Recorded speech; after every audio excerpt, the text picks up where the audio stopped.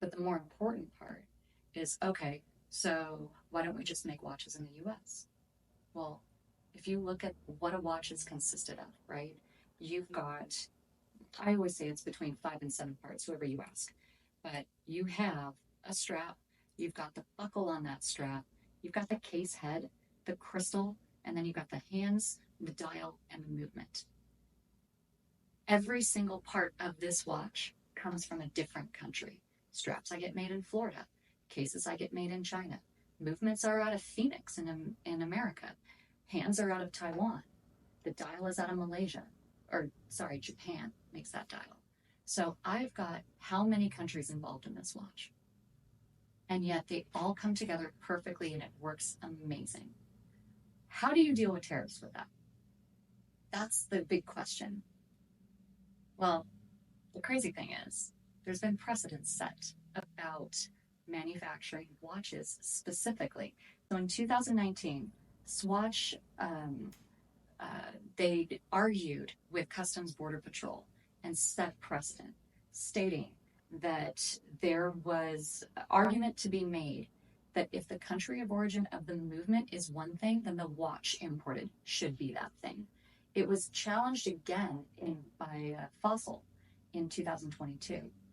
And these two cases, arguments to Customs Border Patrol, nobody knows this information, but they set precedent that says that the country of origin for the movement of the watch dictates the country of origin for the entire watch.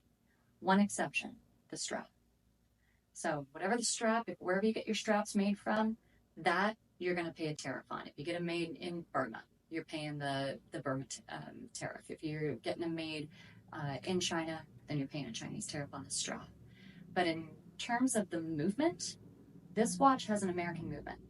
If I buy those movements from FTS, which I do in Phoenix, and I send 500 movements over to China, and I say, assemble this watch together, and then they send it back to me, I'm not paying a tariff because the country of origin of the movement is American.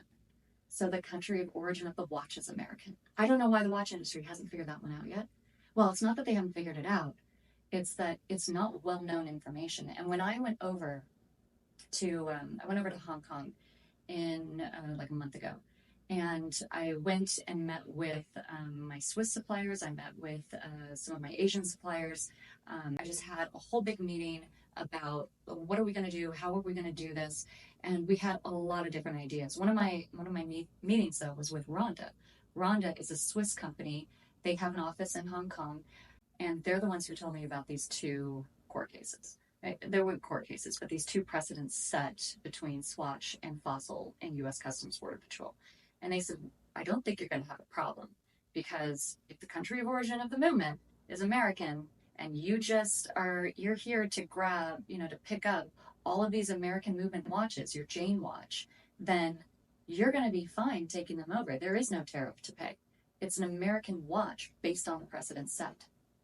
Any watch, no matter what country the movement comes from, as long as it's not Chinese, even if it's assembled in China, the country of origin of the watch is based on the country of origin of the movement.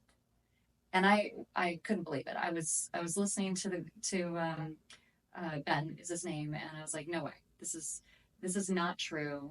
And he's like, I'll send you the documents. I'll send you the findings from U.S. Customs Border Patrol when Swatch challenged them, and then when Fossil challenged them 3 years later. I said, please do. That will be the most fascinating read.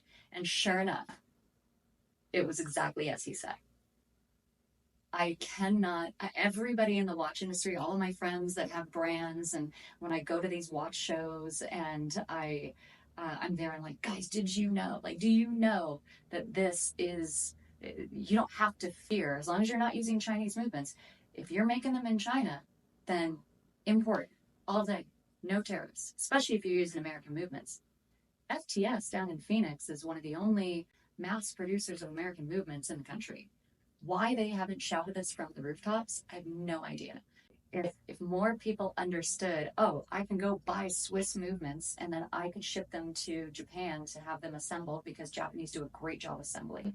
Or I could ship them to Hong Kong, or I could ship them to Vietnam, and I can cut down on my costs by not having the Swiss assemble them.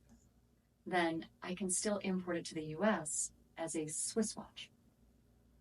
On a tariff side, just a tariff side, it's subject to Swiss tariffs because that's the country of origin.